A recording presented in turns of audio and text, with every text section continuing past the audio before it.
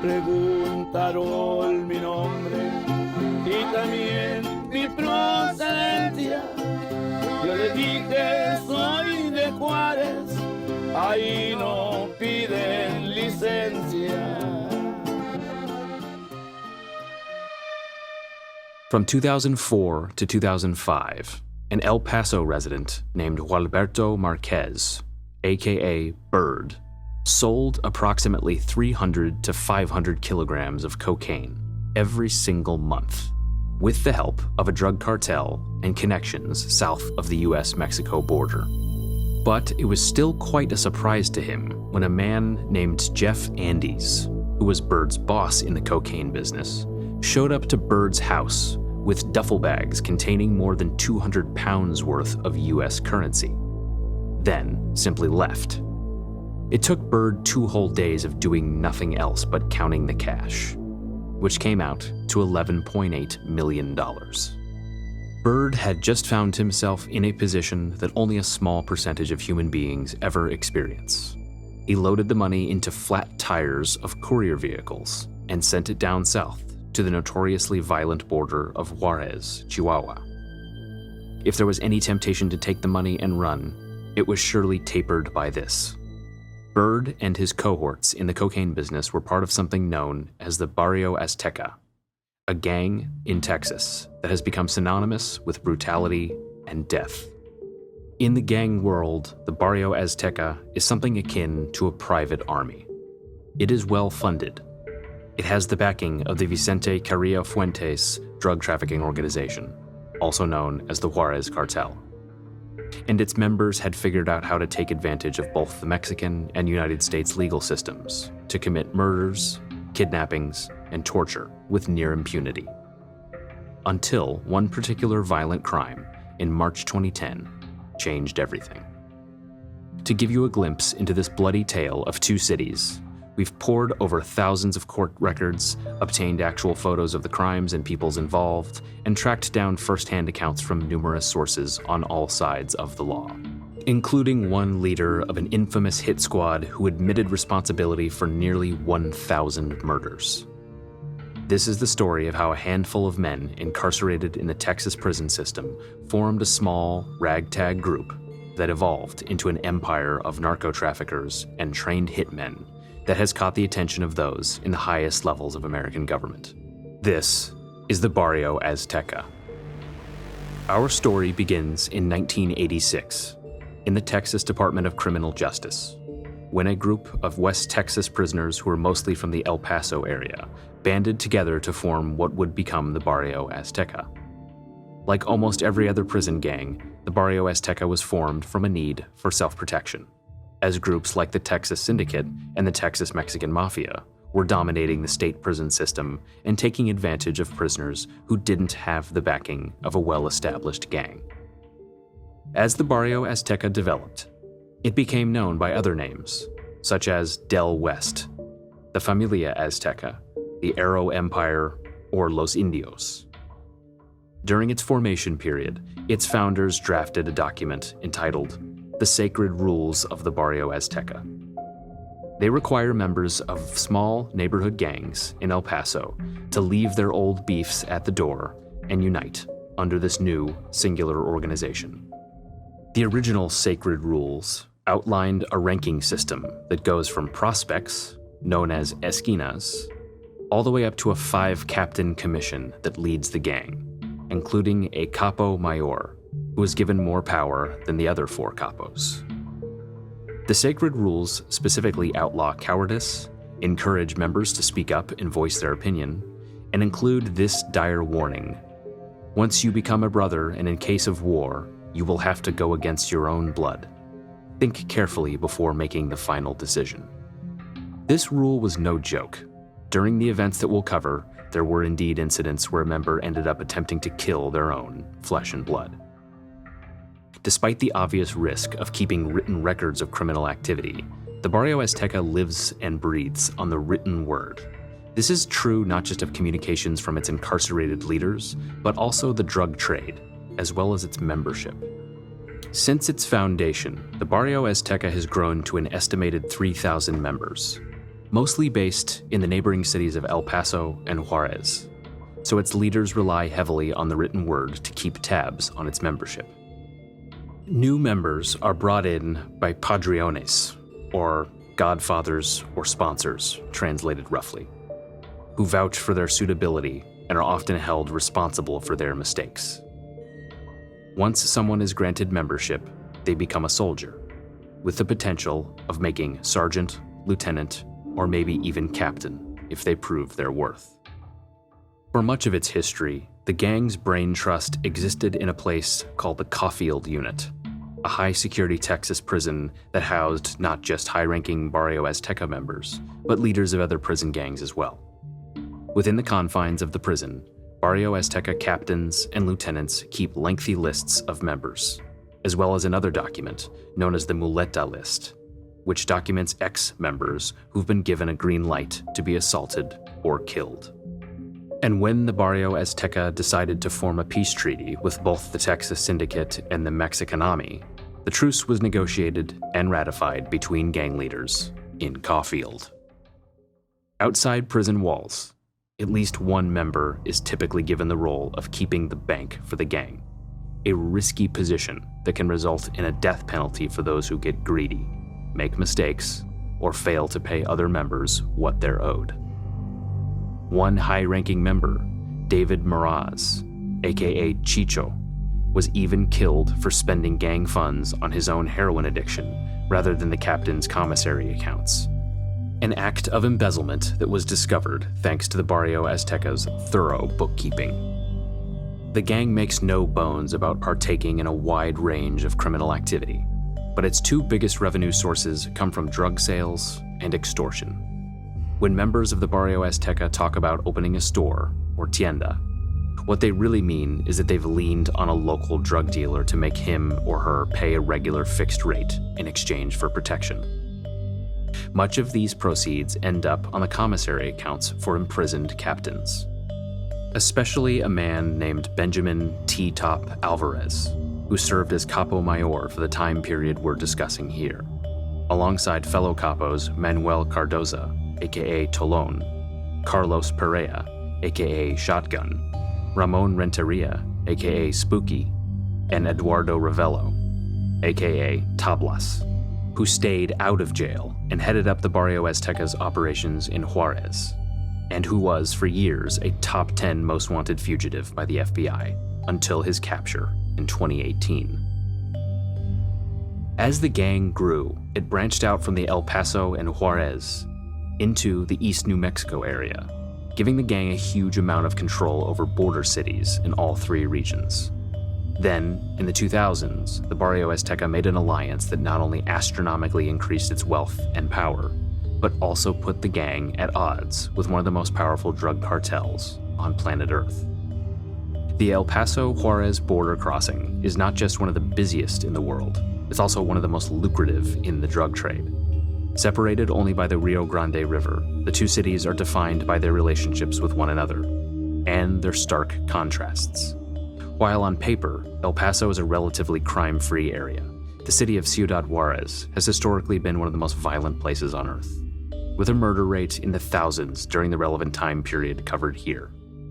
Drug cartels in Mexico generate huge profits that completely rely on couriers being able to slip through the border, either by smuggling drugs in their cars, inside their own bodies, or by finding ways around the international border crossings. Because of this, a mutually beneficial deal was struck between the Juarez cartel and the Barrio Azteca, which provided support for the cartel's drug operations in Texas, and teamed up with an ultra-violent cartel-backed militia known as La Linea. The organizations banded together to create a massive import-export business. Imports into the United States included heroin, marijuana, cocaine, and methamphetamine, which came into El Paso to be distributed all over the country. Exports included swaths of cash, firearms, and shockingly, murder victims. For you see, the stark differences between how law enforcement worked in El Paso versus Juarez were so obvious, the Barrio Azteca realized that it was actually much easier to kidnap Americans the gang wanted to kill and bring them into Mexico to be murdered, rather than doing the violence within El Paso or Texas. As the FBI began taking aim at the Barrio Azteca in the mid-2000s through 2010, they heard countless stories from Barrio Azteca dropouts about drug dealers or former gang members who were forcibly dragged into the trunk of a car or tricked into traveling to Juarez willingly, tortured to death, and placed in a drum of acid, never to be heard from again. More commonly, though, the Barrio Azteca's Juarez wing didn't bother to conceal the murders in the slightest. And that's where a man named Jesus Chavez Castillo, aka El Camello, enters our story. El Camello was born in Chihuahua, but spent most of his childhood in Los Angeles and El Paso. He was deported as a young adult for possessing 50 pounds of marijuana, and after another arrest was sent to federal prison in Oakdale, Louisiana, which is where he first became associated with the Barrio Azteca. He helped make shanks for the gang and perform other menial tasks, but wasn't made a member. After his release and yet another deportation, Camello decided to live in Ciudad Juarez. There, he ran an auto theft ring which landed him in the city's notoriously violent and corrupt Cerezo prison. Behind prison walls, where drugs, weapons, and even firearms were smuggled in with relative ease, Camello was granted BA membership and given a padrino, who was shot and killed during a prison riot a short time later. After being released from Cerezo, Camello found his calling in life. Not vehicle theft, not drug trafficking, not making prison shanks, but murder. Camello's first killing was for a BA member named Margarito, who ordered the victim beaten with a baseball bat and stabbed to death over a drug dispute. Recalling the incident years later, Camello simply stated, "I beat him until he stopped moving." Camello went on to commit about 5 more murders for Margarito, then started working for a Barrio Azteca lieutenant named Rafael Diaz, better known as Rafa. Rafa Diaz offered Camello a position in a quick response Barrio Azteca hit team in Juarez. Hit teams were highly organized for the singular purpose of killing cartel enemies. They were given militia training, equipped with machine guns, assault weapons, grenades, bulletproof vests, precision rifles, and of course, handguns. And for those who joined them, murder became a matter of routine. They learned body disposal, where to shoot into a vehicle to achieve the best chance of a kill, and how to speak in code on radios that Barrio Azteca members used to communicate with hit team leaders in order to evaluate targets and call for backup in real time. The use of hit teams may have been necessary for the Barrio Azteca and the Juarez cartel anyway, but in the late 2000s, La Linea and the Barrio Azteca became an essential part of the cartel's makeup. That's because, in 2007, the Sinaloa Cartel made a power push for the El Paso border crossing, thrusting the Barrio Azteca, La Linea, and the Juarez Cartel in an all-out war against the Sinaloa Cartel, and its subsidiaries like Doble A or Los Mexicles. It was during this time that Camello began working directly under another hit team leader named Arturo Gallegos Castrillon, who went by many nicknames, like Benny, Farmero, Güero, Pecas, and Turi. An innately paranoid man, Benny assigned his hit team a strict quota of 8 murders per day. Camello's job would be to assign different hit teams to particular victims, in squads of 3 or 4 people, and send them all over the city of Juarez to complete their task. People would be murdered for trivialities, like having a skin color that made someone believe they were from an area where Sinaloa Cartel members commonly lived.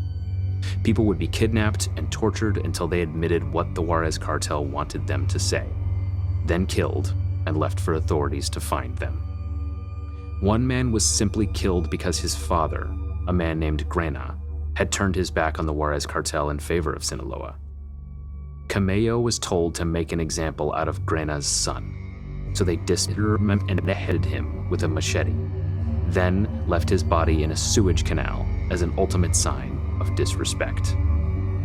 In the late 2000s, Camello was arrested by the Mexican army under a false name, brought to an undisclosed location, and waterboarded, burned, and beaten by men who demanded that he give up Jesus Chavez Castillo's whereabouts, unaware the man they were torturing was in fact Jesus Chavez Castillo. Under the belief that he'd be killed if he revealed his true identity, Camello kept his mouth shut until he was once again transferred to Cerezo prison.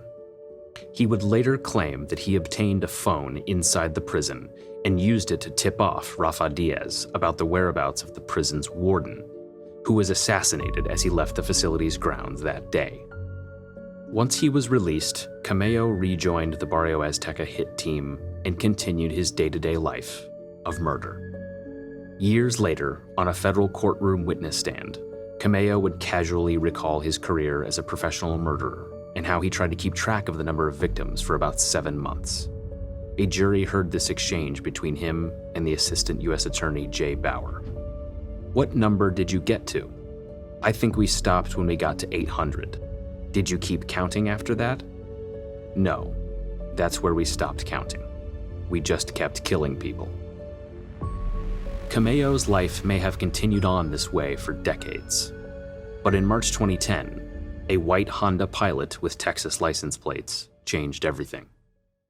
Benny spotted the Pilot near his home and instantly grew paranoid that it had been sent by the Sinaloa Cartel to surveil or assassinate him. He ordered hit squads led by men named Jose Guadalupe Diaz, aka Zorro, and Martinez Perez Marufo, aka Popeye, to take care of it, and told Popeye the car looked like it was occupied by, quote, foreigners from the Mexican state of Guerrero. When Popeye failed to locate the Pilot, Benny called a Barrio Azteca lieutenant named Chino Valles and tried to pin down its registration address, since Chino had connections in both Mexico and Texas who could do such a thing. But this went nowhere. The Pilot seemingly vanished into thin air. Then, on March 14th, 2010, Benny received a tip from a Barrio Azteca lookout that the car he had wanted had been spotted at a child's birthday celebration at a party hall in Juarez. Benny immediately took action, ordering Zorro and Popeye to the party to follow and kill the vehicle's occupants. But it wasn't a Sinaloa Cartel party after all.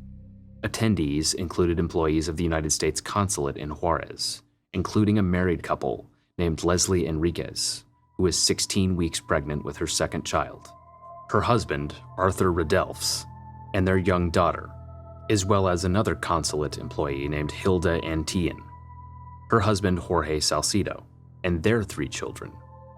Both couples owned white SUVs, but neither exactly matched the description of the vehicle Benny had seen outside his house earlier in the month. But for the Barrio Azteca hit team, it was better to be safe than sorry. Zorro was assigned to trail a white Toyota with Texas plates occupied by Arthur Redelfs and Leslie Enriquez, while Popeye began to follow a white Honda Pilot with Mexican plates occupied by Jorge Salcido and his kids. While Benny and Zorro reported to Benny that neither car nor its occupants matched the description he'd given them of the suspicious vehicle days earlier, Benny was unmoved. Quote, "Hit him anyway, man." Both Zorro and Popeye conducted their hits as they'd done hundreds of times before. Zorro's backup car helped box in the victims. Then Zorro pulled up alongside Leslie and Arthur and opened fire, just a few feet from the Juarez City Hall and within sight of the United States border. Popeye simply drove the Pilot and unloaded his firearm into the door, while Jorge Salcido's wife, Hilda, sat in her vehicle a few feet away and watched the entire thing, unable to help. When the shooting was over, she ran over to her husband's car and realized, to her horror, that her 3 children had been struck by bullet fragments as well. Fortunately, they all survived. Zorro excitedly confirmed the murders on the radio, per hit squad protocol. "That's it, he's down. He's down at City Hall, man, he's down. That asshole ran, but I caught up to him there." It took just a few hours for the hit squad to realize its mistake.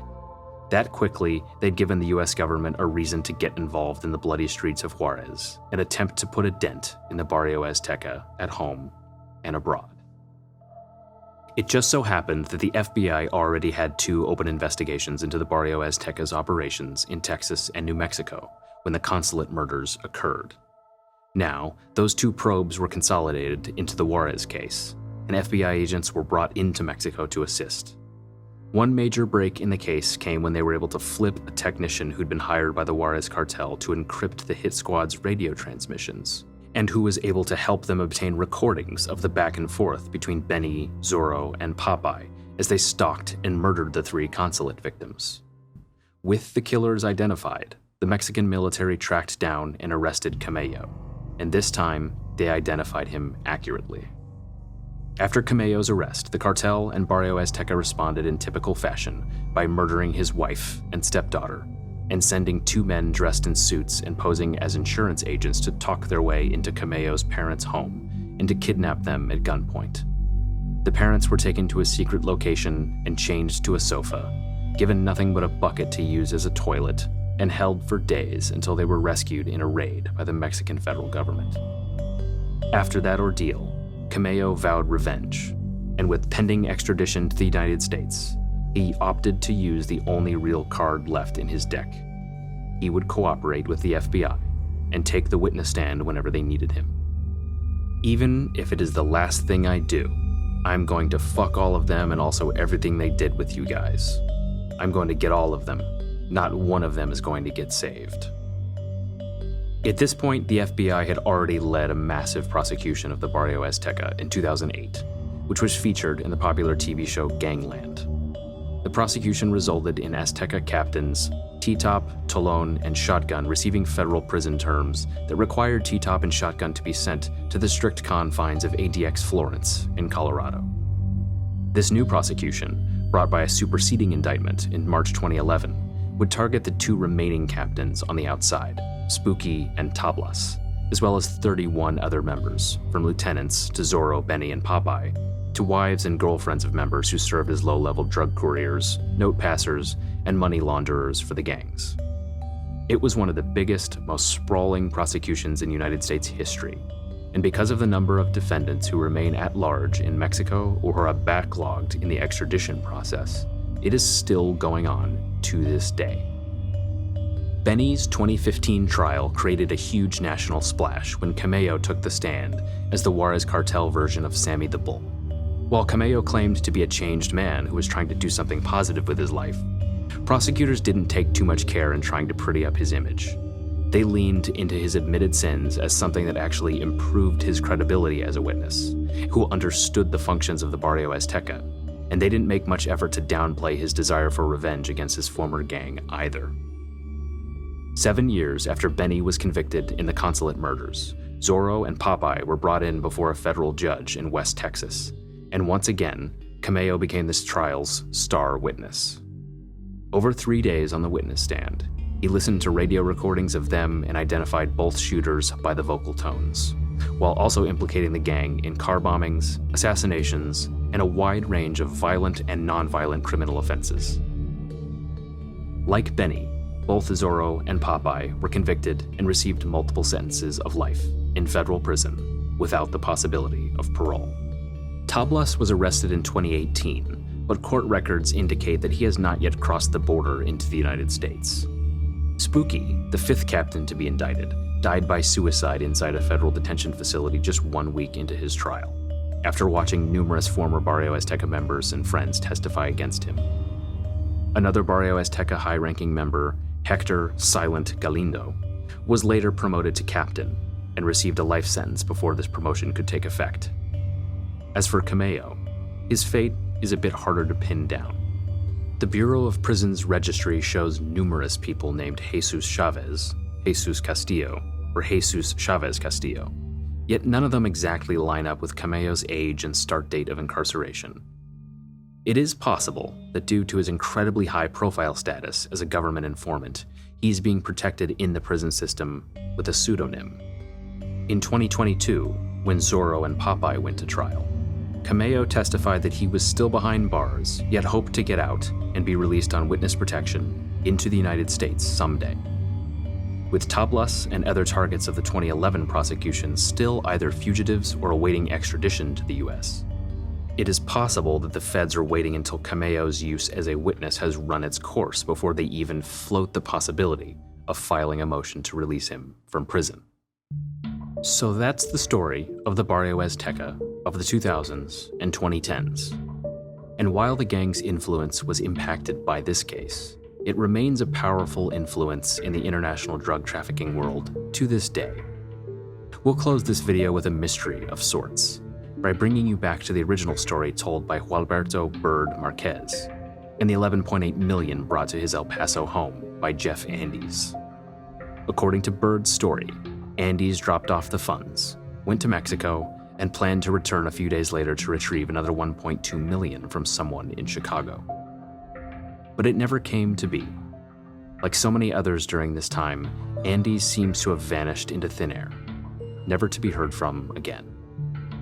Bird said he assumed Andes was just another victim of the high-stakes world they both inhabited. But it seems unlikely that his exact fate will ever be known.